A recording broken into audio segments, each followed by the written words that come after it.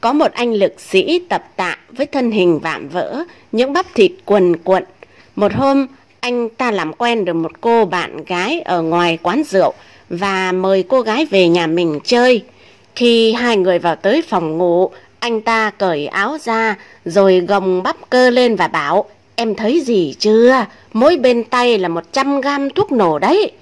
Kế đến, anh ta cởi quần ra và khoe bắp đùi: "Mỗi bên là 500 kg thuốc nổ đấy, ghê chưa?" Vừa nói, anh ta lại cởi quần xịp ra. Vừa ngó thấy thì cô gái vội xách bóp chạy đi. Anh ta ngạc nhiên hỏi: "Này, em đi đâu mà vội vàng thế?" Cô gái chạy ra đến cửa thì kêu to lên: "Ôi giời ơi, hai cái cục thuốc nổ to thế kia, mà cái ngòi thì ngắn tí, không chạy thì để nó nổ cho banh xác à."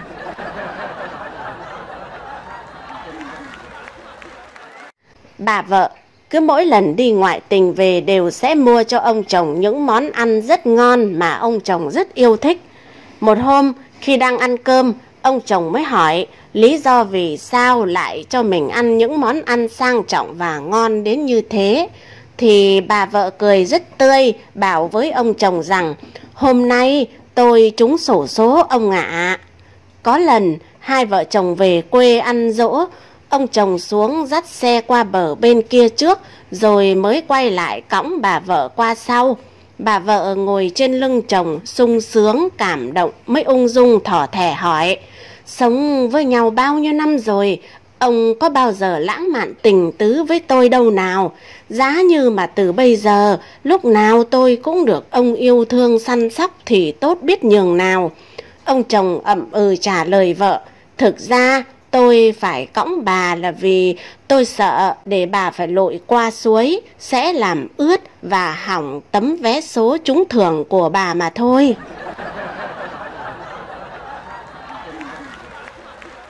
Vợ tôi chạy từ ngoài vào, miệng hớt ha hớt hải nói: Này này này mình ơi, nhà ông Phồn ở đầu làng mình vừa mới bị cướp, kinh lắm nhé."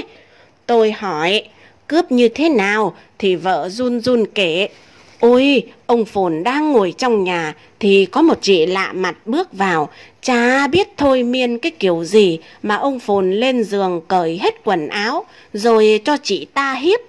Hiếp xong, chị ta lại nói thêm mấy câu gì đó mà khiến ông Phồn lại mở tủ đồ lấy tiền cho chị ta. Khiếp thật đấy, thời buổi bây giờ cướp giật đủ kiểu. Ông ở nhà một mình nhớ là phải cẩn thận, cửa kiếc nhớ khóa cẩn thận đấy nhé."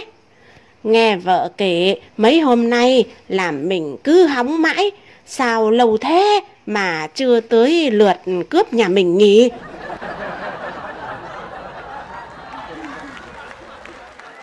Một chàng trai trẻ một lần sang thăm nhà bố vợ. Sau màn chào hỏi rồi hàn huyên đủ thứ chuyện, chàng rể cũng đứng dậy chào bố vợ ra về. Đi được khoảng nửa cây số thì anh chợt nhớ ra mình bỏ quên cái nón cối ở nhà bố vợ. Thế là anh tức tốc ba chân bốn cẳng quay lại nhà bố vợ thì thấy bố vợ đang ngồi trước hiên nhà hỏi anh con rể: "Có việc gì quan trọng mà con có vẻ hối hả thế?" Anh con rể trả lời: "Dạ, con bỏ quên cái nón cối ở nhà bố." Bố vợ bảo: "Tưởng gì chứ nón thì cứ để ở đấy, lúc nào qua thì lấy, quay lại làm gì cho vất vả." Anh con rể trả lời: "Ôi, cái xã hội bây giờ ấy, ăn cắp ăn trộm, gian tham lộng hành, biết tin ai nữa hả bố? Nói bố từng tự ái chứ, thậm chí cả bố vợ con cũng không tin, chứ đừng nói ai.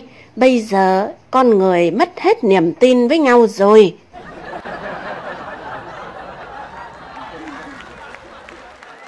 Đi làm về sớm, cô vợ vừa bước vào phòng ngủ thì thấy thò ra 4 cái chân ở dưới chăn. Cô thật sự bị sốc mạnh, nhưng cô không bối rối. Cô cầm một cái gậy đập liên tục, hết sức cho đôi gian phu dâm phụ một bài học. Chừng trị xong đôi gian phu dâm phụ, cô vợ đi xuống bếp làm một ly rượu. Cô rất bất ngờ khi thấy anh chồng đang đứng lù lù ở đó. "Chào cưng." Ba má em xuống gây bất ngờ mà không báo trước. Anh đã bố trí cho bố mẹ nghỉ ở trong phòng ngủ của mình rồi. Cô vợ ôm đầu hốt hoảng. Ôi trời ơi, vậy mà em cứ tưởng.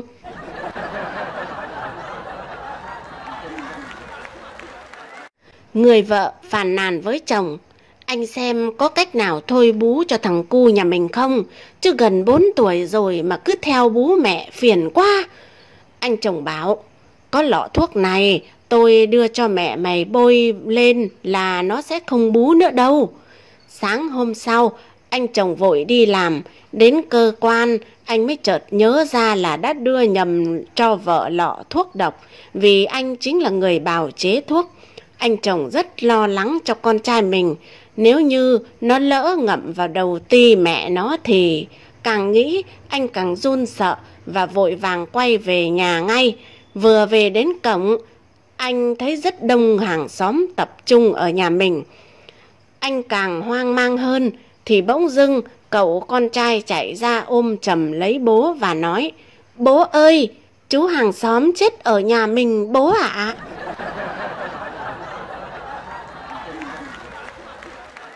Vào năm 1984, một lần cha Emiliano Tadip dâng thánh lễ ở thành phố Monterrey, Colombia. Số người tham dự thánh lễ quá đông, đến cả lối đi trong nhà thờ cũng chật ních.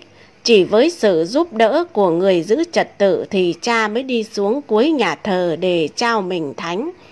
Khi cha đi ngang giữa đám đông, thấy nước mắt trên gương mặt của một người phụ nữ. Cô đang hai tay ôm đứa con. Điều làm cha chú ý là ánh mắt của đứa bé cứ nhìn cha rất dễ thương, như linh ứng mách bảo cha hãy đến hôn đứa trẻ. Cha lại gần và hôn đứa bé. Bỗng nhiên đứa trẻ mỉm cười với cha, rồi cha tiếp tục trao mình thánh Chúa.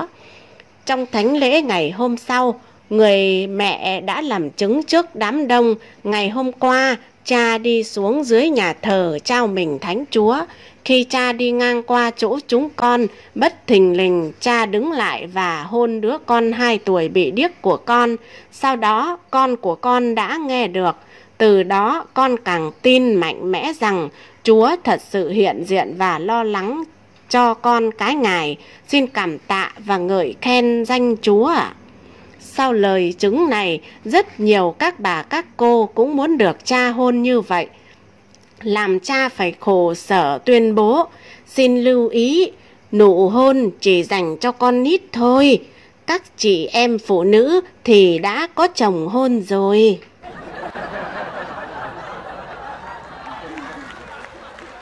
Chuyện vui tuổi thơ về cầu nguyện. Này cu tí, ở nhà con có cầu nguyện không? Có chứ cha. Thế con cầu nguyện khi nào? Có phải vào buổi sáng khi con vừa thức dậy không? Dạ, không phải thưa cha. Vậy con cầu nguyện vào buổi tối à? Cũng không luôn ạ. Thế trước hay sau bữa ăn con mới cầu nguyện hả? Cũng không ạ. Vậy con cầu nguyện vào lúc nào? Dạ, lúc mẹ con cầm roi lên ạ. Thế lúc ấy con cầu nguyện như thế nào? Dạ, lúc ấy con xin Chúa hãy nắm tay mẹ con lại để con cao chạy xa bay ạ.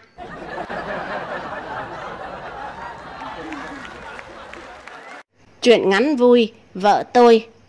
Từ hồi đẻ cho tôi 2 đứa con, không hiểu vì sao người cứ như mất não, quên nhớ, bán hàng nhầm lẫn, quên đơn là chuyện bình thường. Cũng may khách toàn khách hiền, khách thương. Thấy vợ tôi quên thì nhắn, thấy vợ tôi tính toán nhầm thì bảo tính lại. Đi ra đến chợ thì quên mất định mua gì. Mua xong trả tiền không thèm cầm đồ về, người ta lại mang về tận nhà cho, trất lắm cơ. Hôm trước bà ấy tranh đi nộp tiền điện, hồi lâu không thấy về. Lấy máy gọi thì ra máy điện thoại bà ấy vứt lăn lóc ở nhà. Xong cảm giác không ổn nên gọi cho ông anh chỗ trụ sở, thì ông ấy mừng như vớ được vàng. May quá, mày đây rồi, mày ra nộp tiền điện đi, vợ mày quên mang ví, quên điện thoại. À, mang cả chìa khóa dự phòng ra nữa nhé. vợ mày vứt khóa xe trong cốp, xong đóng cốp lại rồi. Nghe xong, chả thấy gì làm lạ, bảo ông kia rằng: Ô, anh hỏi hộ em, xem vợ em nó để chìa khóa dự phòng ở đâu. Ông ý trả lời: mà nó bảo không nhớ mày ạ. Thế thôi tôi chịu thua. Tìm được chìa khóa ra đấy nộp tiền, đèo nó về, nó ngồi phía sau ôm hít hít. Hỏi: thế sao không đi bộ về? Sao không gọi cho tôi ra đón hử? Nó bảo tự nhiên không nhớ được số, đang ngồi nhẩm số thì chồng gọi đến, yêu chồng lắm cơ, chỉ có chồng mới xuất hiện như trong chuyện cổ tích đời em. Vậy đấy, tuy mất não nhưng vẫn không quên cách nịnh chồng. Hôm qua, sau một giấc ngủ trưa, dậy nó khóc lóc gọi: anh ơi, em làm mất xe rồi, anh đi báo công an đi. Mình hoảng hồn đi hỏi han hàng xóm hết hơi xem có thấy đối tượng khả nghi hay không. Họ bảo đến xe của công an phường còn bị mất, vợ mày chuyên gia không khóa cổ càng thì không mất sớm thì muộn thôi. Nghĩ tháng cô hồn nên cũng chán, chả buồn báo vội. Hai đứa lên ôm nhau tiếc của. Rồi đến tối, ông ngoài ngõ gọi điện vào quát: mày có ra lấy xe không? Tao còn đóng cửa. Xong vợ mình vẫn ngơ ra: xe gì đấy anh? Bị người ta chửi cho: xe máy mày đem ra rửa đó, thế không định mang về à? Thế mà cô ấy vẫn nhất quyết cãi không phải mình mang đi rửa, chắc ông nhà rửa xe tự qua dắt về rửa thôi. Tôi sợ quá đi. Các bạn ạ, tôi nhận ra một điều, đàn ông chúng ta phải yêu thương vợ mình nhiều hơn. Bởi từ một cô gái thông minh nhanh nhẹn, đẻ con cho mình xong nó như bà lão. Tay nó vừa cầm bút viết, lúc sau nó có thể mang cắm ngay vào bánh, vào thịt, cho lên mồm ăn. Vì, ôi, em cứ nghĩ mình đang cầm đũa.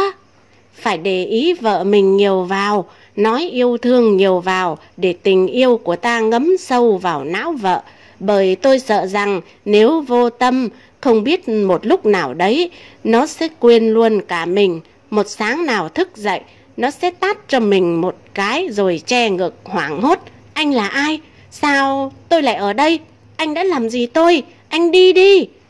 Tôi không nói đùa đâu. Hội mất não này nguy hiểm lắm.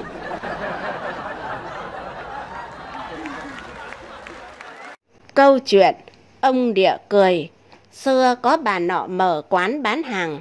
Bà có thờ ông Địa và ông Thần Tài. Lúc đó ông Địa không cười như bây giờ chúng ta thường thấy. Thấy việc buôn bán ế ẩm, bà mới thắp nhang cầu xin ông Địa phù hộ cho bà buôn bán đông khách. Làm ăn thuận lợi, bà hứa sẽ cúng 2 chân để tạ ơn. Được phù hộ, bà làm ăn khá hẳn lên. Giữ đúng lời hứa, bà cúng ông Địa một con gà luộc thật to. Sau đó, bà lại cầu xin lần 2, bà hứa sẽ tạ ơn 4 chân. Quả nhiên, bà làm ăn phất lên trông thấy. Lần này, bà cúng một con heo quay. Lần cầu xin thứ 3, bà hứa sẽ cúng 8 chân. Ông Địa nghĩ sẽ được cúng 2 con heo, nên phù hộ bà làm ăn giàu hơn trước. Lúc này, lễ vật để cúng, ông Địa thấy trên đĩa chỉ có một con cua nhỏ. Ông Địa bật cười. Ông cười cho lòng dạ con người, đến thần thánh cũng lừa lọc. Từ đó đến nay, người ta thấy ông Địa lúc nào cũng cười.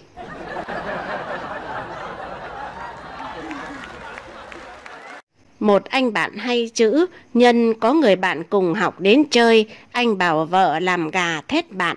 Anh ta dặn vợ: mình cứ luộc con gà nguyên con, đừng có chặt, để như thế lên đĩa, để hôm nay tôi thử tài học của nó cho mình xem, dốt hơn tôi là cái chắc. Nghe lời chồng dặn, bữa cỗ bày ra, khách chỉ nhìn thấy một con gà luộc thơm phức để nguyên trên đĩa. Khách nghĩ không biết ăn bằng cách nào. Anh chủ vui vẻ vào đầu cuộc nói chuyện ngay: gà để nguyên, tôi với anh cùng có học nhất nhì làng này, Vậy bây giờ mời bác xơi dấu gì trước? Thôi, xin nhường bác, tiền chủ hậu khách. Anh khách nói vậy mà lòng vẫn chưa hiểu đầu cua tai nheo ra sao, thì anh chủ lại tiếp: nếu vậy tôi xin ăn dấu sắc. Vừa nói, anh ta vừa đánh vần chữ cho vợ cắt bỏ vào bát mình. Cờ anh canh sắc cánh, đờ ít đít sắc đít. Vợ thầm phục chồng lắm, vì các cụ xưa nay bảo nhất phao câu, nhì đầu cánh, mà chồng mình ăn cả hai thì thật là tuyệt vời còn gì bằng nữa. Vừa xong, không cần chủ giục, khách liền nói: tôi xin ăn dấu huyền. Nói xong anh ta cũng đánh vần chữ cho vợ bạn cắt bỏ vào bát của mình. Đờ âu đâu huyền đầu, đờ ui đuôi huyền đùi, mờ inh minh huyền mình. Và thế là hầu như toàn bộ con gà đã nằm gọn trên bát của anh ta. Anh ta mới nói: hết rồi ư, còn gì để chị ăn đây? Chị vợ nhìn thấy cái đĩa trống không mà khách lại còn có ý giễu mình, liền dở cái thói đanh đá: em còn một dấu huyền, bác có ăn nốt không, để em đưa ra. Nói xong, chị vợ đứng dậy sửa lại váy.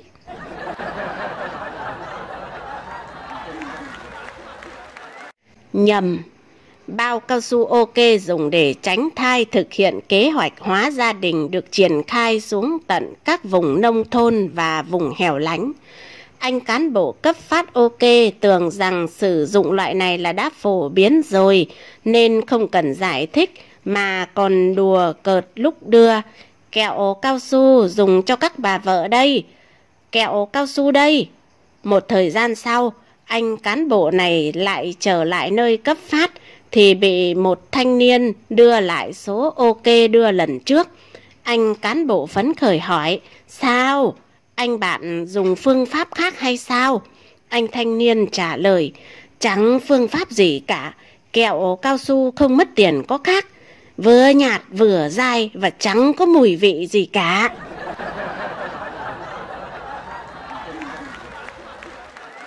Có anh chồng nhà nọ hay ăn vụng nhưng lại rất sợ vợ. Một bữa nọ, vợ đi làm vắng, anh ta ở nhà lúi húi nướng khoai ăn.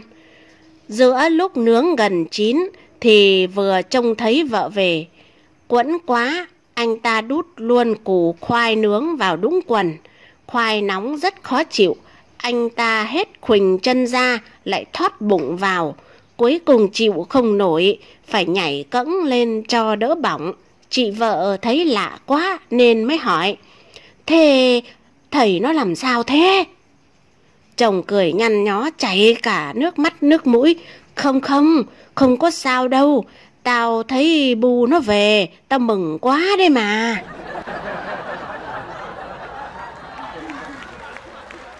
Một cô ả kén chồng có hai nơi đến hỏi. Một anh thì gia đình buôn bán giàu có mà lại rất xấu. Còn một anh gia đình công nhân nghèo mà lại rất đẹp trai. Mẹ cô ả bảo: thế mày ưng nơi nào thì tao gả nơi ấy. Cô ả đáp: dạ, con ưng cả hai ạ. Bà mẹ lấy làm lạ mới hỏi lại: như vậy thì mày ăn ở ra sao? Cô ả nói: con đã tính kỹ rồi mẹ ạ. Ban ngày thì con ăn ở nhà buôn bán, ban đêm thì ngủ ở nhà anh công nhân.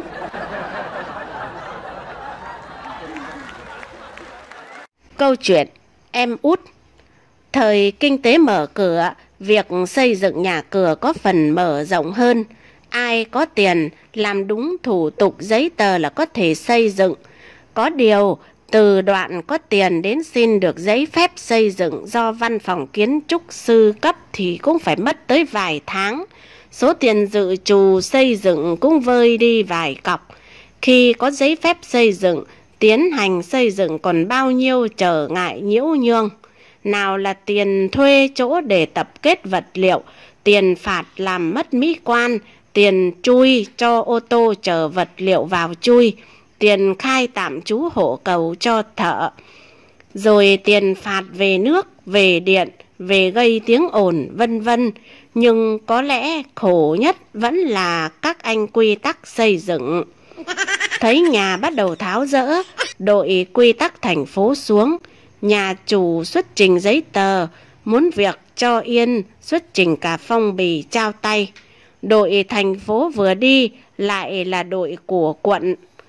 Quy tắc quận có điểm khác với quy tắc thành phố, thế là lại xuất trình giấy tờ và xuất trình phong bì.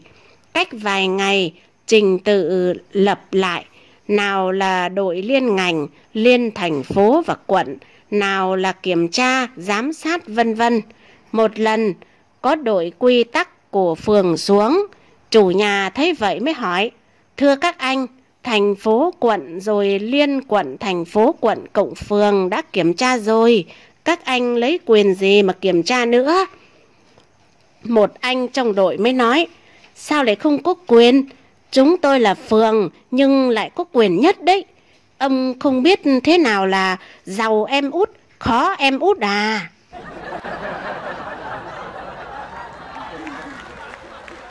Ngày trước, có anh miền núi xuống huyện vào Bách Hóa tổng hợp chơi, nhìn thấy những cục vàng xếp trên ngăn, anh ta hỏi: "Gì đấy?" Người bán hàng trả lời: "Bánh xà phòng." Anh ta tưởng là bánh ăn được, liền mua một miếng ra đầu hè đứng cầm ăn. Có người nhìn thấy bảo anh ta là không ăn được, anh ta không tin. Anh vào hỏi lại chị bán hàng: "Bánh hử? Tôi không nhầm chứ?" Và thế là anh lại tiếp tục ăn và lẩm nhẩm: "Bánh gì mà hôi quá, vứt đi thì tiếc tiền."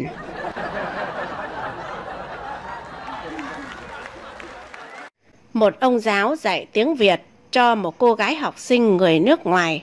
Một lần gặp phải câu khó, phát âm đi phát âm lại nhiều lần mà vẫn không được, thành ra cứ cười rúc rích ở trong phòng.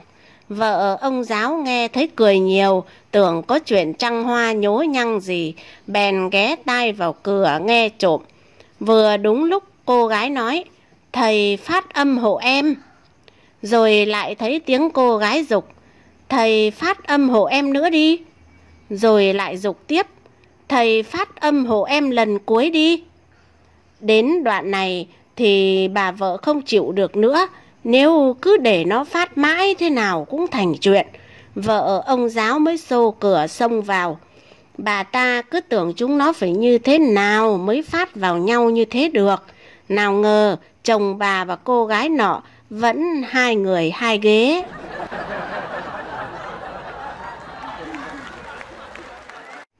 Chồng hỏi vợ: "Em bỏ tiền mừng bao nhiêu đấy?" Người vợ trả lời: "Dạ, em bỏ 200.000. Chồng cáu gắt: "Cho vào đấy 200 đô. Bà vợ hỏi lại: "Ô, sao lại nhiều như vậy? Em buôn bán cả tháng cũng không dành dụm được như vậy đâu." Chồng lại càng cáu tiết hơn: "Thế mà cũng đi buôn mà không biết cơ hội buôn, sao mà thu lãi được? Em nên biết ý, mừng ở đây là mừng thủ trưởng của anh, hiểu chưa? Buôn lớn đấy."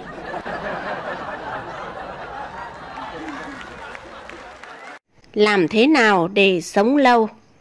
Các phóng viên nhân dịp một cụ già tròn 100 tuổi đến chúc mừng cụ đại thọ. Một phóng viên hỏi cụ: "Dạ, làm thế nào để sống lâu được thưa cụ?" Ông cụ trả lời: "Riêng tôi, cả đời tôi chẳng phải lo nghĩ gì, không uống rượu, không hút thuốc, ăn uống điều độ." Phóng viên khác lại hỏi: "Thế trong những thứ ấy, thứ nào là chính ạ?" Ông cụ lại nói: "Không uống rượu, không hút thuốc." Có tiếng xì xào kể: ở miền núi ấy, có cụ 120 tuổi mà vẫn uống một mình gần một nửa bình rượu cần. Thuốc tổ sâu quấn hút cả ngày. Cụ già nghe thấy thế mới trả lời: "Ấy là do trời cho tuổi tất. Thằng cháu tôi đây này, chẳng hút thuốc, chẳng uống rượu như tôi, mà đang đi xe máy, người khác đâm vào chết. Nào có được 100 tuổi đâu.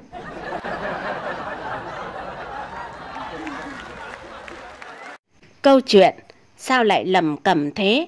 Bà bàn với ông, tháng này ông tròn 60 rồi đấy. Các con các cháu muốn làm lễ mừng thọ cho ông nghĩ sao? Ông chồng vội trả lời, lầm cẩm mà, tuổi chính là như vậy. Nhưng lý lịch ở cơ quan mới có 57, làm mừng thọ để họ chửi cho à? Với lại với chức vụ của tôi ấy, 60 tuổi là phải nghỉ hưu. Mình 60 mà không về thì nói ai được nữa. Bà vợ nghĩ một lúc lại nói, theo tôi ấy, ông về hưu cũng được chứ sao. Cũng về mà nghỉ ngơi lấy vài năm chứ. Ông chồng bực mình nói to, sao lại lẩm cẩm thế nhỉ? Bà tưởng tôi ở lại cơ quan không phải là nghỉ ngơi à? Nói thật cho bà biết là còn nghỉ ngơi sướng gấp mấy lần ở nhà ấy chứ. Này phòng điều hòa, này nước nôi có người phục vụ, lại còn quyền lợi, tiền nong, mà lại có đủ các loại báo để đọc cả ngày cũng không hết.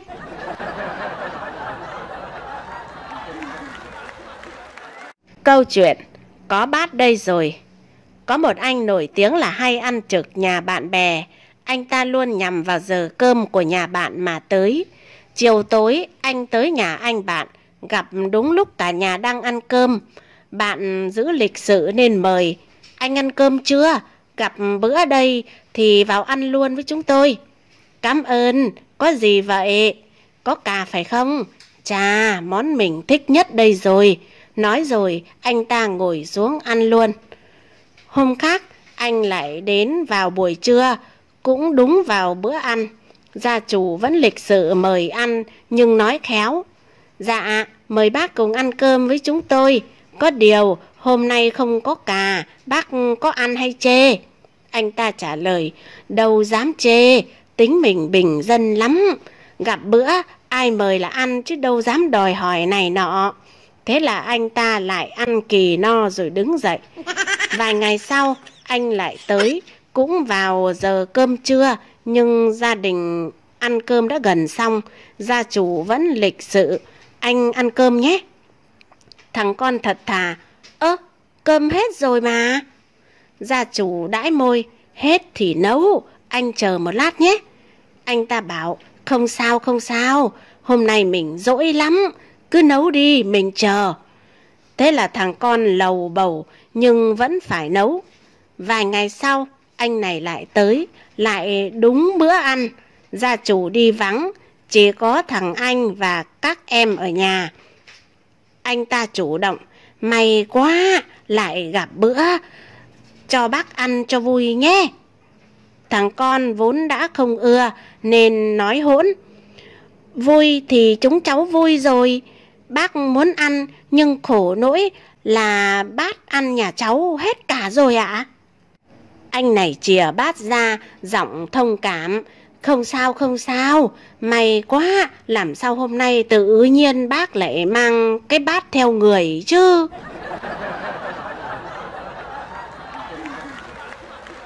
Lính thời chiến ở với dân, bao giờ công tác dân vận cũng đặt lên hàng đầu. Một anh lân la hỏi, bố được mấy anh mấy chị rồi? Được 4. Anh bộ đội nói chiều theo ý, bố sướng quá còn gì, các anh các chị đều trưởng thành cả, tiến bộ cả rồi. Đúng vậy, 3 thằng anh đều làm to cả, có thằng đầu thì hơi kém. Lần trước ấy, nó về 4 sao 1 vạch trắng. Lần vừa rồi chắc trai gái gì mà bị tước mất 3 sao, còn lại có 1 sao 2 gạch. Bố mắng nó cứ cãi là lên chức. À này, bố phê bình hôm qua có một anh hôn con gái bố. Anh bộ đội giật thoát mình, dò hỏi bố xem lính nào mà nhanh quá vậy. Ai vậy? Bố nhìn thấy họ hôn nhau thật à? Bố nhìn thấy, thoạt đầu bố cũng tưởng chúng nó hôn nhau. Nhưng anh này bảo hôm qua mất lương khô, đi tìm, phải ngửi mồm từng người để kiểm tra. Lúc ấy bố cũng giơ mồm cho anh ấy ngửi. Anh ấy không ngửi lại còn khen bố thật thà lắm, không cần phải kiểm tra.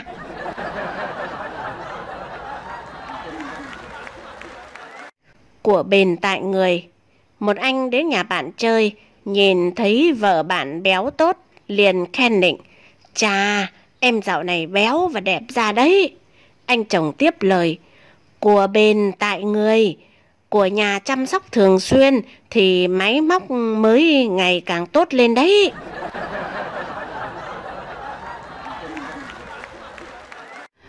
Có anh sinh viên người miền Trung đi xin việc làm. Anh nghe người ta bảo việc đầu tiên là phải mời đi ăn nhậu, bia bọt, sau khi được việc thì mới quà cáp sau. Nhân dịp anh đến chơi với một cán bộ tổ chức của một cơ quan nọ, anh mời anh cán bộ đi uống bia. Anh bảo: "Em muốn uống chỗ nào có chỗ ngồi sang trọng, tiền nong chẳng ngại." Anh cán bộ trả lời: "Ồ, nếu vậy thì quán bia ôm bên kia đường kia." Hai anh em vào quán bia ôm. Anh sinh viên gọi dõng dạc: "Chủ quán, cho một cốc bia có ôm và một cốc bia không ôm." Anh cán bộ tổ chức bảo: "Ở đây cũng tùy. Uống bia có các cô gái ôm thật, nhưng ôm hay không tùy mình, chẳng mất tiền đâu. Tiền quán họ tính vào bia cả rồi." Anh sinh viên nghe xong thì nói: "Ồ thế ạ?" Rồi anh gọi to hơn: "Cho một bia kèm ôm, còn một ôm không bia, nhanh lên."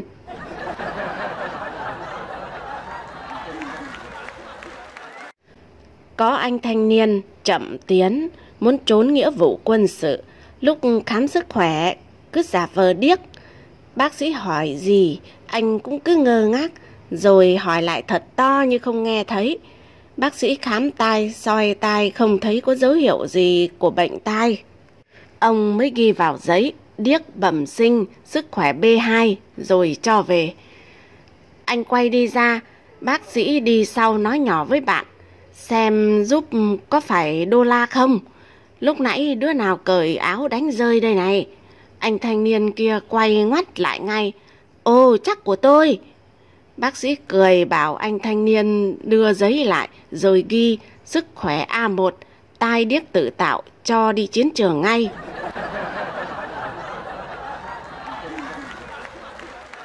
Có một anh chồng nọ đi làm về bắt gặp cô vợ trẻ đang ngủ với người bạn của mình. Anh ta tát cho vợ một cái rồi chửi mắng: "Cái đồ khốn nạn, ngủ với ai chứ, hóa ra lại ngủ với bạn của chồng." Cô vợ trẻ điềm nhiên trả lời: "Hôm qua em đọc báo thấy đăng tin phê phán một tay trăng hoa với vợ bạn, thì anh lại bảo: ôi giời, tưởng gì, bạn bè phải giúp đỡ nhau chứ. Nghe anh nói vậy, em mới gọi bạn của anh tới giúp nè."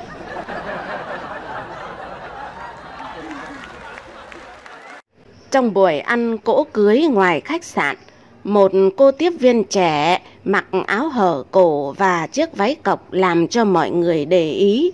Cô vợ mới quay sang bảo anh chồng: "Em thấy cô bé kia chẳng có gì đáng để ý ngoài bộ ngực hở và cặp giò."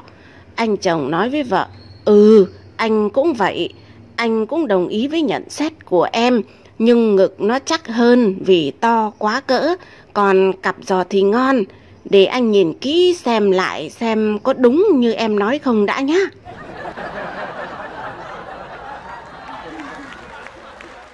Lợi của rượu. Ông này bảo ông kia: "Rượu á, uống chỉ hại sức khỏe thôi, có lợi gì đâu mà ông cứ hay uống như vậy chứ." Ông kia nói lại: "Có lợi đấy chứ. Lợi thứ nhất là uống vào đỏ mặt vợ nó sợ. Thứ hai là nói nó không sợ thì mình say rượu ngủ khỏi phải nghe nó cằn nhằn. Thứ ba là uống rượu mới trốn được các việc vặt mà vợ nó luôn mồm sai những lúc mình có mặt ở nhà."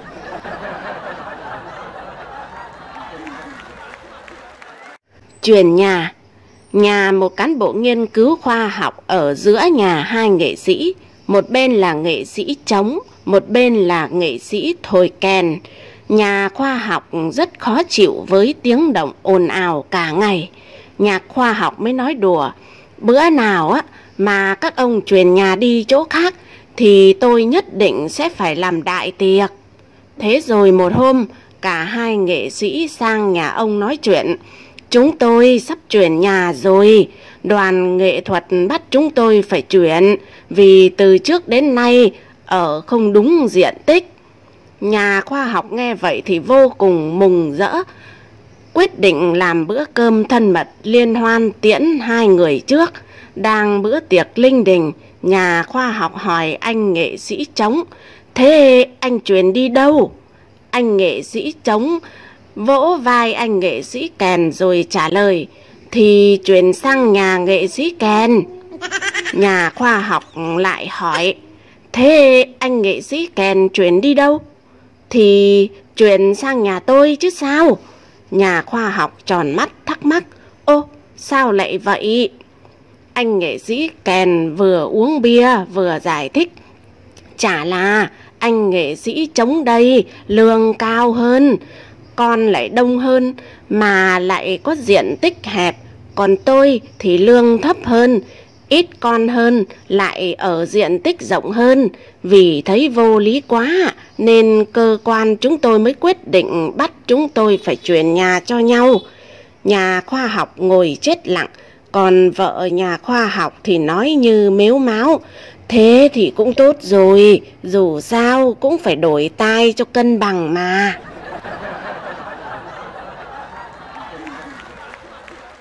Có một anh chồng đưa vợ đi tân gia nhà của bạn. Mọi người khen gia chủ giỏi giang, biết làm biết ăn nên làm được nhà to.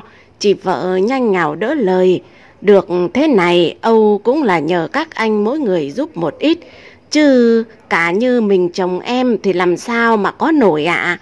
Anh chồng về cứ khen vợ bạn khôn ngoan, biết đường ăn nói xã giao.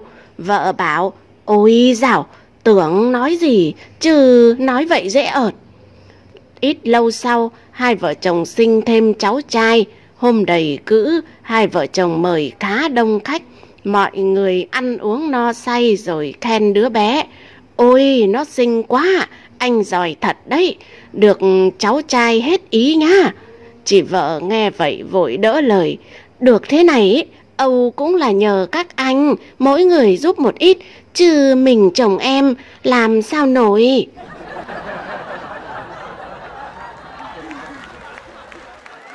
Có cô gái đưa người yêu về thăm gia đình. Tối anh người yêu nằm chung với bố vợ tương lai. Ông bố vợ tương lai bảo: tôi già rồi, ngủ hay ngáy to, anh có ngủ được không? Chàng rể trả lời: bố cứ yên tâm, con ngủ thường cũng ngáy to lắm, nhưng nửa đêm cô ấy cứ lật nghiêng con lại là khỏi ngáy to ngay. Không tin bố cứ hỏi thử cô ấy thì biết ngay.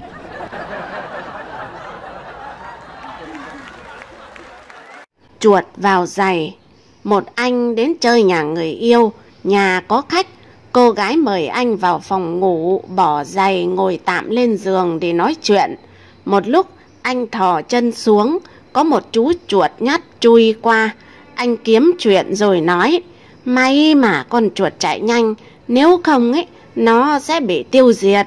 Cô gái hỏi: thế anh có biết vì sao nó chạy nhanh không? Thì nó sợ anh chứ sao. Cô gái liền trêu: nó không sợ anh mà là sợ đôi giày của anh đấy. Nó mà không chui ra thì nó sẽ chết ngạt vì mùi cái giày của anh rồi.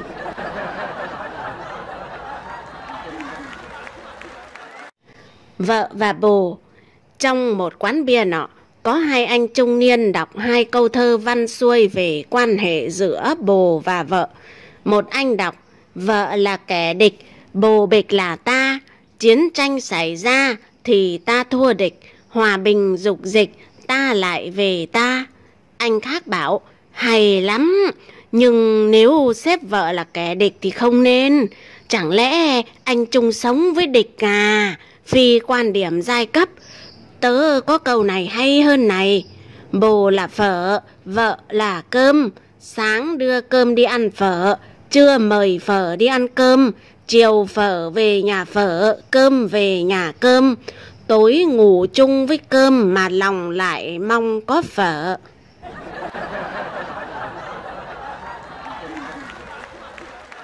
Câu chuyện quên mình. Một anh công an làm nhiệm vụ bảo vệ ngoài sân bóng, không được vào xem nên buồn lắm. Bỗng anh thấy có một cậu bé đang ngồi treo leo trên cành cây, nhìn vào sân bóng. Anh mới quát rằng: xuống ngay, ai cho mày leo lên đấy hừ? Dạ, cháu xem hết đợt tấn công này rồi xuống ạ. Rồi tiếng reo hò, tiếng cười và tiếng vỗ tay ầm ầm trên sân vận động. Anh công an hỏi: reo hò gì vậy? Vào rồi à? Cậu bé nói: đội Việt Nam đẹp quá, quả đánh đầu tuyệt vời. Anh công an lại hỏi: thế nhìn xem cầu thủ nào ghi bàn? Một lúc sau cậu bé nói: cậu Hoàng Dũng số 10, thật tuyệt vời, Hoàng Dũng lại đang có bóng, anh đi bóng một mình. Ồ không, anh truyền lại cho số 6, số 6 lại mở cánh sang cho số 9, số 9 đẩy đi đẹp quá, qua 1, qua 2 hậu vệ của đội bạn rồi. Trời, số 9 bị đốn ngã, trọng tài đã thổi phạt. Quả phạt cách khung thành chừng 20 mét, rất nguy hiểm. Đội bạn đang dàn hàng rào chắn, đứng trước bóng là số 10, số 9 và số 4. Anh công an bảo: mày cứ ngồi đấy xem cầu thủ nào đá phạt nhé. Nếu có công an đến thì phải ngồi im, đừng nói to, họ nghe thấy đấy.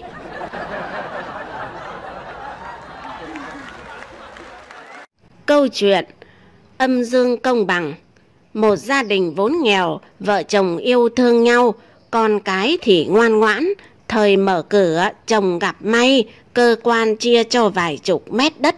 Vợ chồng bán đi, một nửa lấy tiền xây nhà, trên nửa đất còn lại. Và thế là vợ chồng tay không cũng có cơ ngơi đàng hoàng to đẹp. Từ ngày có nhà, có đồng ra đồng vào, vì chồng cũng mới được đề bạt nên cũng có bạn gái bạn trai nhiều hơn.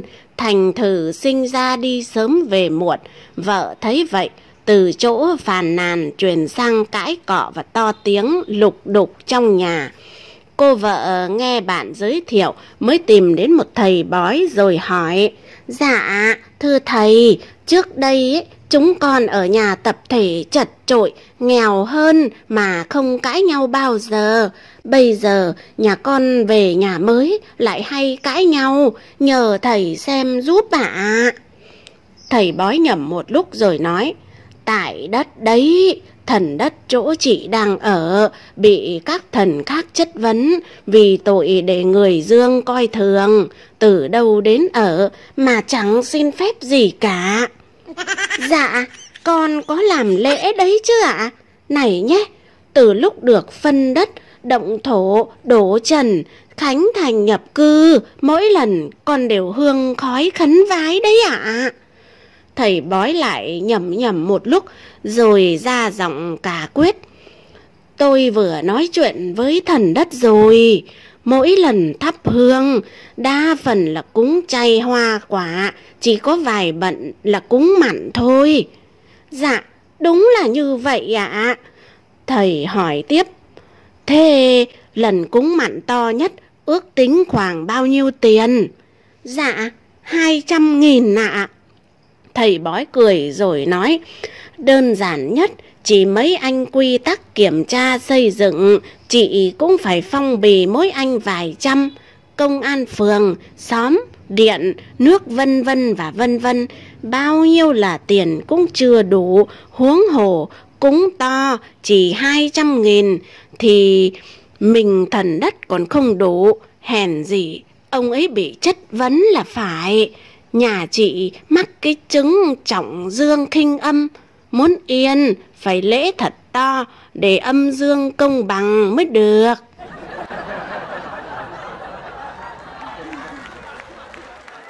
Có một anh chàng có vợ làm nghề cắt tóc nam. Một lần đến đón vợ, không nhìn thấy vợ mà chỉ nghe thấy tiếng vợ trong buồng nói vọng ra: anh cởi tất ra đi. Khách nghe vậy liền cởi tất bỏ vào giày. Anh nằm ngửa, co chân lên. Khách nằm lên ghế, co chân lên thanh ngang. Anh nâng lên, ấn mấy cái là vào đấy. Khách ưỡn người, ấn cho thành ghế xuống thấp. Anh cứ tự nhiên, đừng gồng lên quá mà đau nhé. Em sẽ làm cho anh dễ chịu ngay. Khách thả lỏng người, không gân lên nữa. Anh có sướng không? Em mà gãi thì anh cứ gọi là đê mê. Khách gật đầu. Anh thả lỏng tay ra, nước sẽ ra hết, chứ không vào trong giọt nào đâu. Khách bỏ bàn tay đang bị bịt tai, vì nước chảy vào tai làm khách sợ.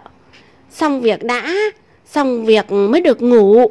Khách lim dim mắt khi được gãi đầu. Anh chồng đứng ngoài nghe vậy, bực quá, bỏ đi không quay lại đón vợ nữa.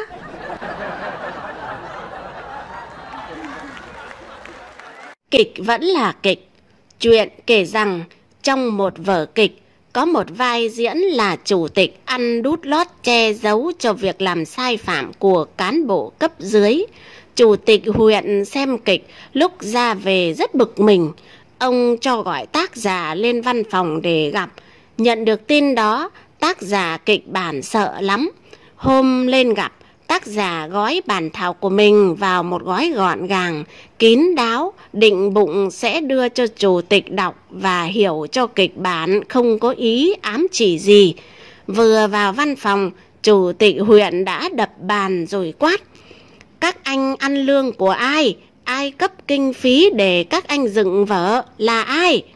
Tác giả sợ quá, nói chẳng thành lời, chỉ biết lom khom đưa giấy gói bọc kín đặt vào bàn chủ tịch. Chủ tịch nhìn thấy gói bọc lại quát to: Đây không phải là kịch bản của các anh, không phải là sân khấu để các anh diễn trò đút lót. Dạ, đúng là như vậy. Kịch vẫn là kịch chứ ạ? Chứ sao nữa, tôi vẫn nói kịch là kịch, còn huyện sở là huyện sở. Thôi, để đó rồi về đi.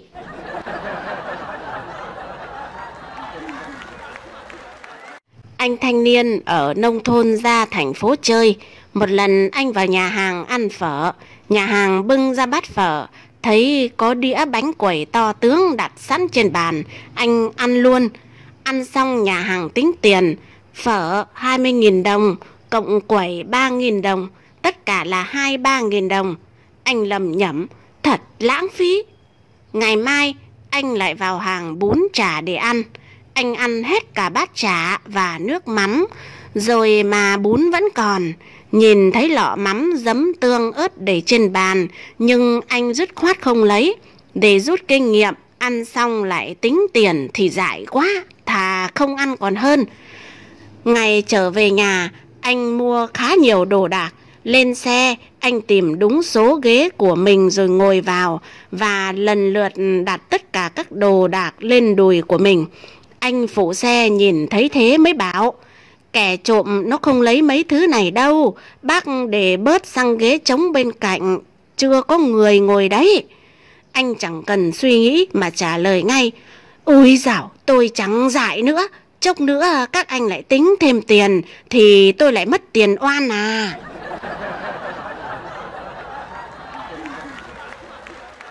Câu chuyện bệnh sĩ.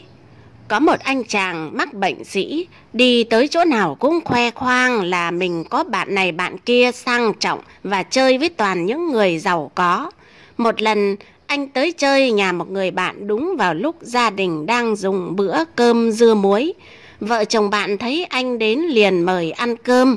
Anh không những từ chối, không ăn mà còn nói: Cơm nhà cậu đạm bạc quá, tớ vừa ăn đặc sản với thằng bạn mới đi Pháp về. Chà, nó giàu lắm nên đãi tớ toàn món ngon tuyệt vời. Vợ chồng bạn tưởng thật, không dám mời ăn nữa mà chỉ ép uống chén rượu suông để cùng trò chuyện.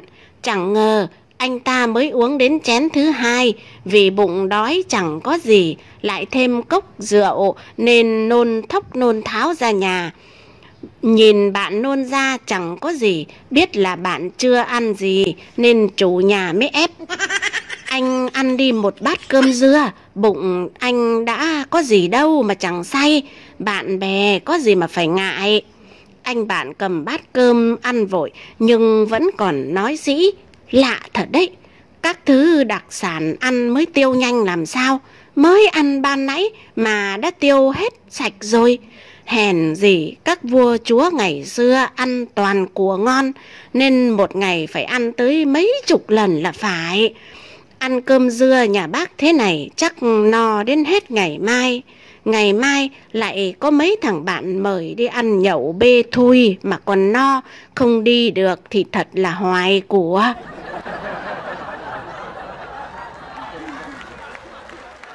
Chọn một trong hai. Có một anh chàng nát rượu, hay say, nhưng lúc nào cũng cho là mình không bao giờ bị say. Chị vợ mới giao hẹn rằng nếu mà bắt gặp anh say ấy, thì anh phải chịu gì? Anh ta trả lời thì chịu ăn đòn 100 cái roi. Một hôm anh ta đi chơi về đã lè nhè, chân nam đá chân chiêu, nhưng vẫn có vẻ ta đây không say, đập cửa, quát tháo ầm cả lên. Chị vợ biết chắc chồng mình đã say, liền ra vẻ hùng hổ, cầm roi chạy ra mở cửa. Anh chồng thấy vợ cầm roi, hoảng quá, líu cả lưỡi lại, hua hua tay mà nói rằng ấy không, tớ không say đâu mà cầm roi. Chị vợ nghe vậy liền đặt dọc cái roi xuống ngay dưới chân chồng. Được, nếu không say thì dẫm lên cái roi này, bước thẳng theo nó mà vào nhà. Anh chồng hết ngoẹo đầu bên này lại vặn cổ ngoẹo sang bên khác mà vẫn không nhấc lên được. Thấy vậy chị vợ mới lên tiếng: thế nào, có phải say hay không? Tôi đếm đến 3 mà anh không bước được thì ăn 100 cái roi ngay tức khắc. Anh chồng ậm à, nhưng ra vẻ tỉnh táo, cứ trợn to mắt lên nhìn xuống cái roi. Thì bu mày từ từ đã nào. Từ từ cái gì? Chị vợ bắt đầu đếm. Anh chồng cuống cả lên. Thì bu mày để tao chọn xem, một trong hai cái roi đang nằm dưới đất này, tao nên bước lên cái nào đã chứ?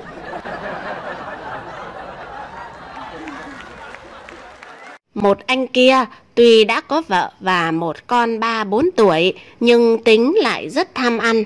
Một hôm anh ta ra đồng kiếm được mấy con cá về, liền đi làm gắp nướng ăn. Giữa lúc ấy vợ anh ta bế con về, cậu con trông thấy cứ khóc đòi ăn. Mẹ nó dỗ: úi chà, con cá vàng không, nín đi, tí bố cho ăn. Bố nó nói: vàng gì, có phải nghệ đâu mà vàng.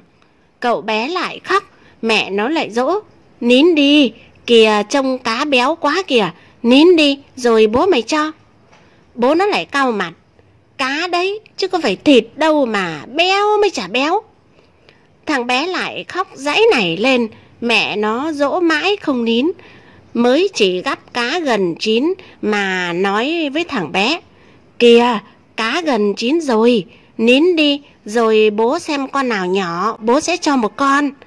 Thằng bé nín khóc, nhưng bố nó lại gắt: 3 con bằng nhau hết cả, chả có con nào nhỏ cả. Có 2 người đi hợp tác lao động, một người đã có vợ, còn một người đã có chồng.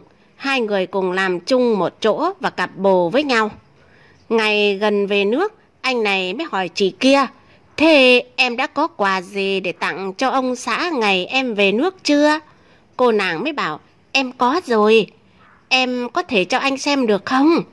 Anh còn lạ gì nữa mà đòi xem, vẫn cái vốn tự có ấy mà.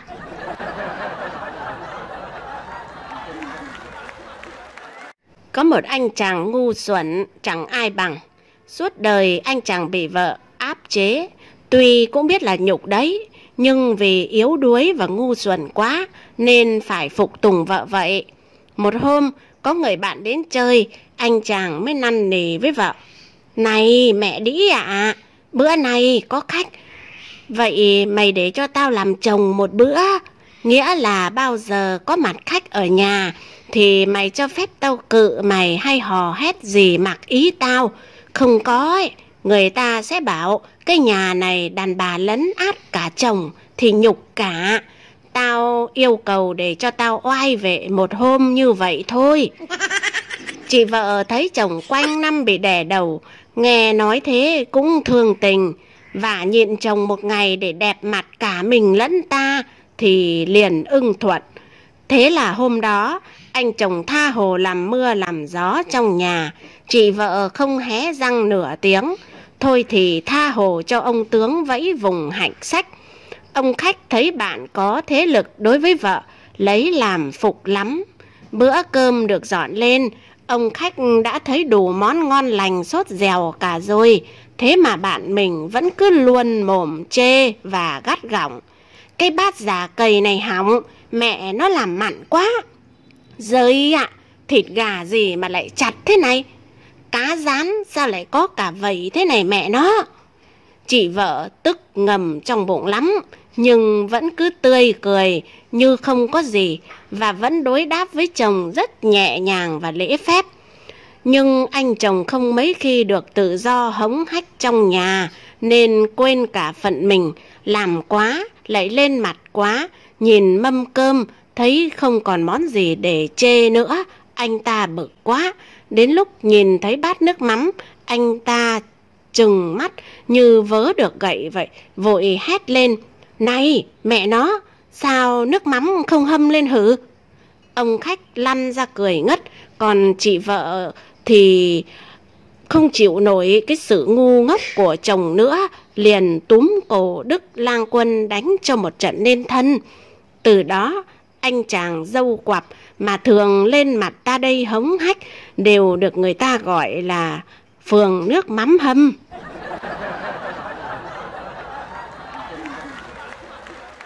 Hai anh cận thị. Có một anh cận thị đi lạc đường, tìm người để hỏi thăm. Đến một nhà bán hàng mã, thấy người hình nhân đứng trước cửa lại tưởng là người thật, liền cúi đầu hỏi han lễ phép. Thấy người hình nhân cứ đứng trơ ra, anh cận thị tưởng là gặp kẻ khinh người, tức mình liền tát cho một cái. Người hình nhân đổ cành ra rách bẹp cả đầu. Chủ nhà hàng mã liền bắt đền anh này. Thế là hai bên cãi nhau. Một anh cận thị khác đi qua, tay xách cái bình tích bằng sứ. Thấy cãi nhau định đến can, nhưng không biết để cái bình tích vào đâu. Thấy có con chuồn chuồn đậu trên tường thì cứ ngỡ là cái đinh, liền treo cái bình tích vào đấy. Thế là bình tích vỡ tan, đám cãi nhau cũng tan theo. Anh bị bắt vạ vừa về đến cổng nhà, bỗng anh thấy có một con chó mực nằm khoanh tròn ngủ. Anh lại tưởng là cái khăn xếp ai đánh rơi, anh thích quá reo lên: "Ái chà, đứa nào đánh rơi cái khăn xếp ông vớ được rồi nhé." Liền cúi xuống nhặt, con chó cắn cho chảy cả máu tay. Anh ta cáu quá, chạy vào nhà lấy cái dùi đục ra định nện cho con chó một cái. Nhằm vào cái đống đen, anh giang thẳng cánh nện xuống và nói: "Xem này, có cắn ông nữa không?" Bỗng anh nghe đánh choang một cái, thì ra con chó đã chạy từ lúc nào rồi, chỉ còn cái xanh của người thợ hàn úp ở đấy để sắp sửa hàn. Thế là anh phải đền cái xanh. Còn về phần anh đánh vỡ cái bình tích, biết là tại con chuồn chuồn nên để tâm thù nó. Lúc về qua chỗ ấy lại nhìn thấy nó, anh liền mắm môi mắm lợi, vừa đấm cho nó một cái vừa nói: "Mày đánh vỡ bình tích của ông à?" Hóa ra anh đấm phải cái đinh thật, chảy tóe máu đau điếng người. Thì ra người nhà thấy anh vỡ bình tích liền đóng cái đinh, phòng ai xách gì qua đó có chỗ mà treo.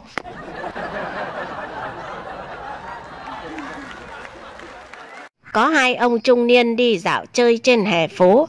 Đi ngược lại với hai ông là một cô gái xinh đẹp, mặc đúng mốt, vừa đi vừa ôm một con chó bông nho nhỏ trong vòng tay sát với ngực. Cô gái đi qua, một ông ngoái cổ lại nhìn. Ông kia mới bảo: "Này, ông nhìn gì vậy?" "Ồ, tôi ước gì mình là con chó bông kia, để được cô gái kia ôm ấp thì hay biết mấy." "Thế sao ông không ước mình là con chó kia có được không?" Ông bạn đa tình nhìn theo cánh tay chỉ của bạn rồi rụt cổ lại ngay. Phía trước hai người là một cô gái nữa đang cầm một sợi dây kéo xềnh xệch một con chó vàng, vừa kéo vừa đánh vừa chửi: "Cái đồ ăn hại, lại còn đái bậy cả ra nhà, bà đánh cho mày chết, bà đánh cho mày chừa này, đồ con chó, đồ con chó."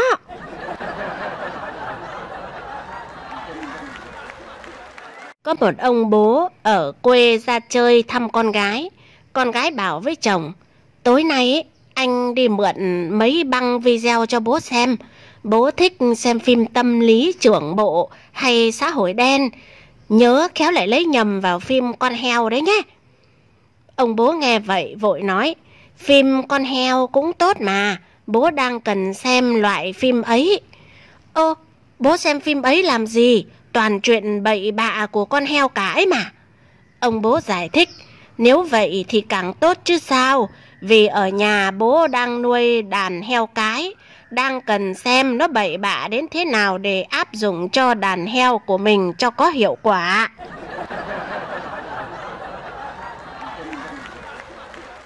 Dự báo về mốt. Có hai nhà may mặc ngồi nói chuyện với nhau về mốt thịnh hành của năm tới. Một ông nói: "Năm tới tôi sẽ may các loại áo cao cổ, thậm chí còn kín cổ, vì năm nay phụ nữ mặc áo hở cổ nhiều quá." Ông kia vội nói vào: "Đúng là như vậy, mốt chẳng qua chỉ là cái vòng luẩn quẩn thôi. Quần bó chán rồi lại loe, hết loe trên rồi lại loe dưới, loe chán rồi thì lại bó. Áo cũng vậy, hết bó lại thụng, hết ngắn lại dài, hết dài lại cộc, hết hở lại kín, rồi lại nửa kín nửa hở. Duy chỉ có váy ở nước mình mới phát triển mấy năm gần đây, thật khó mà dự đoán. Gay nhất là váy ngắn.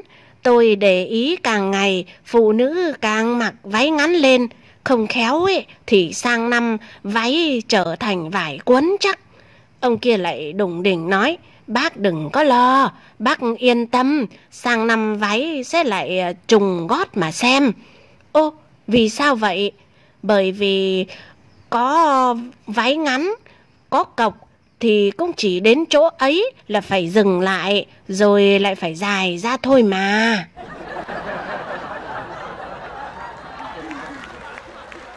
Phóng viên báo thể thao tìm gặp vợ tay đua vô địch xe máy đường dài để thực hiện một bài phỏng vấn. Chị chàng vốn là người nông thôn, lần đầu tiên đứng trước nhà báo tay lăm lăm ống thu nên chẳng nói nên lời. Phóng viên nhẹ nhàng hướng dẫn: "Chị cứ bình tĩnh, dễ thôi mà.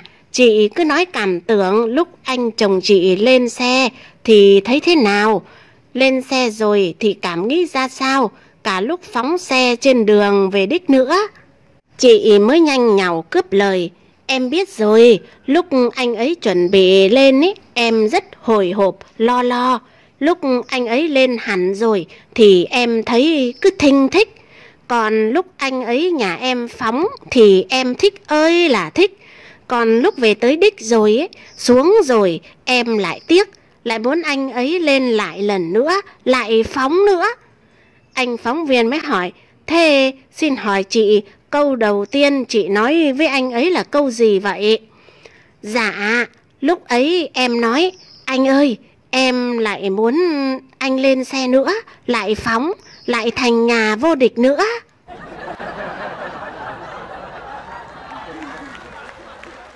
Đang đi chơi, cô gái mới hỏi đùa người yêu của mình: "Anh yêu quý, nếu như lúc này có một thằng cướp nó nhảy ra cướp em thì anh sẽ xử lý như thế nào?" Anh người yêu trả lời: Thì anh đánh nhau với nó chứ sao. Nhưng nhỡ nó khỏe hơn, lại có dao găm, anh không đánh lại được thì làm sao?" Anh con trai trừng mắt lên quát: "Ái chà, em lại thông đồng với nó hay sao mà em biết nó khỏe hơn anh, biết nó lại có dao găm, lại biết cả anh sẽ thua nó nữa. Thôi đi về đi, anh không chơi với loại người bắt cá hai tay như em đâu."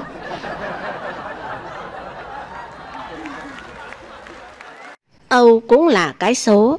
Một chiếc xe ô tô con bóng loáng dừng lại trước hàng người bơm xe đạp. Chủ nhân của chiếc xe bước xuống bắt tay người bơm xe, nói vài ba câu chuyện rồi đưa danh thiếp, rồi lên xe đi luôn. Thấy lạ quá, người đứng cạnh đấy liền hỏi: ai vậy? Trông sang trọng và lịch sự quá. Thằng bạn học cùng mình ngày trước đó.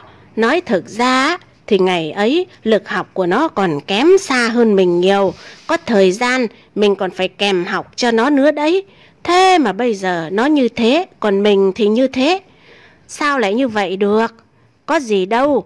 Học xong cấp 3, thi vào đại học, trường xa mình bỏ, còn nó thì vẫn đi. Mình ở nhà làm ăn nhì nhằng, lấy vợ, có con, bây giờ thì thế này. Còn nó học xong đại học, làm tiếp tiến sĩ, bây giờ nó làm giám đốc công ty kinh doanh, mới lấy vợ năm ngoái. Nghe nói vợ nó xinh lắm, hoa hậu hoa khôi gì đó. Nghe vậy người kia trả lời: người ta có chí đấy mà. Trời cho con người cái đầu, nhưng trong đầu trời lại cho cái gì nó mới là quan trọng. Người bơm xe mới tranh luận: tất nhiên, nhưng cũng là cái số cả đấy.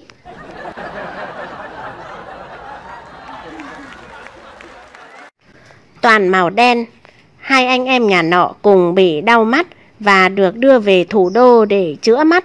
Vì bệnh viện quá chật chội nên sau khi mổ xong, cắt chỉ, mặc dù còn đeo băng đen để bảo vệ mắt, nhưng đã phải xuất viện. Về đến nhà, các bạn kéo đến chơi khá đông để hỏi chuyện về thành phố Hà Nội. Đầu tiên, người anh nói: Hồ Gươm ấy à? Tưởng cái gì?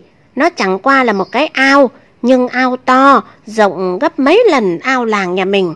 Còn nhà hát lớn thì lớn ơi là lớn. Nó cũng giống như cái bãi chiếu phim quê mình, có điều khác là vì nó là cái nhà lớn. Cô em nghe thấy anh kể thì há hốc mồm nghe rồi hỏi lại: thế anh đi vào lúc nào? Thì lúc ngồi trên xe ô tô từ quê mình xuống ấy. Lúc đó em đang ngủ khì, còn anh đau quá, không ngủ được. Thành ra bố vừa bế anh vừa kể cho anh nghe. Lũ trẻ nhao nhao hỏi lại: thế mắt lúc ấy bị đau, bịt chặt, sao lại nhìn thấy? À, lúc ấy bố tao kể mà. Còn thành phố nhé, tao nhìn thấy toàn màu đen. Đám trẻ lại hỏi lại: sao lại như vậy? Đúng là toàn màu đen mà. Nằm giường, bát ăn, cửa sổ, cây cối, nhà cửa, hồ gươm, nhà hát lớn, cả bác sĩ nữa, toàn màu đen cả. Cô em nói tiếp: không tin ý, chúng mày bao giờ đau mắt? Mắt bịt lại, đưa xuống bệnh viện như bọn tao thì chúng mày sẽ biết thôi mà.